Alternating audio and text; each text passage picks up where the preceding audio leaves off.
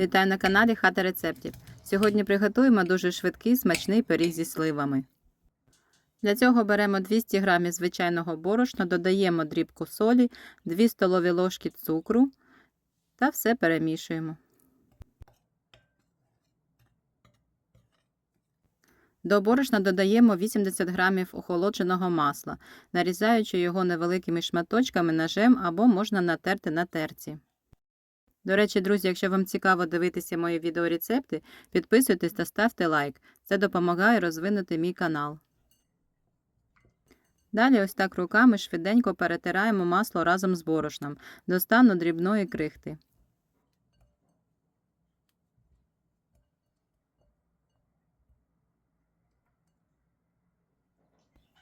Далі беремо одне куряче яйце та обережно відокремлюємо жовток від білка. Білок нам знадобиться для змащування зверху пирога, а жовток додаємо у тісто. Туди ж в тісто додаємо 2 столові ложки холодної води.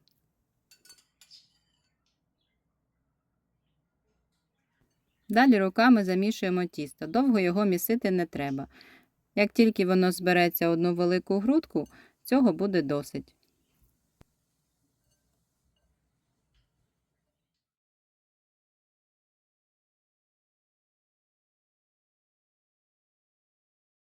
Ось бачите, кілька хвилин і в нас вже така грудочка з еластичного м'якого тіста.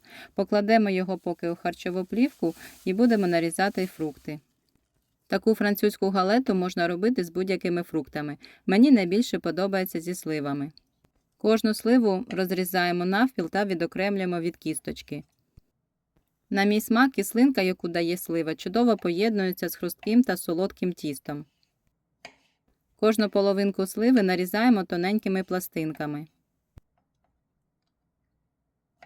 До речі, друзі, дякую вам всім за перегляди. Цікаво, з якої країни та міста ви дивитесь мій канал. Напишіть про це у коментарях. Тісто будемо розкачувати відразу на пергаменті.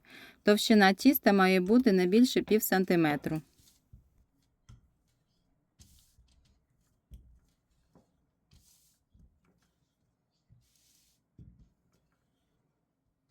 Щоб краї у галети були більш охайними, можна ось так руками їх підрівняти, формуючи коло.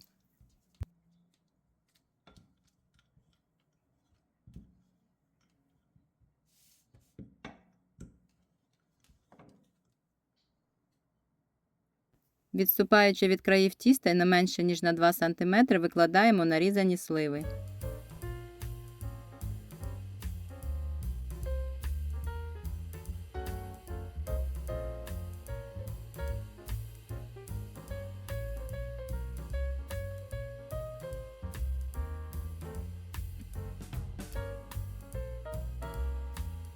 Зверху фрукти посипаємо 1 столовою ложкою цукру. Далі загортаємо тісто до середини, намагаючись його з'єднати так, щоб не було тріщин, щоб не витікав сік при випіканні.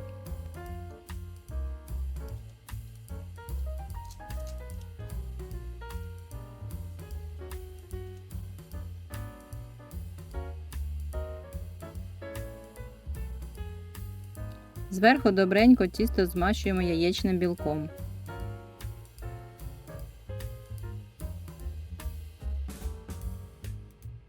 За бажанням края галети можна прикрасити подрібненим мигдалем. Обережно переносимо пиріг разом з пергаментом на деко та ставимо випікатися у духовку при температурі 180 градусів на 25-30 хвилин. Рум'яна та запашна галета зі сливами готова. За бажанням зверху можна прикрасити цукровою пудрою. Як бачите, такий пиріг готується дуже просто та швидко.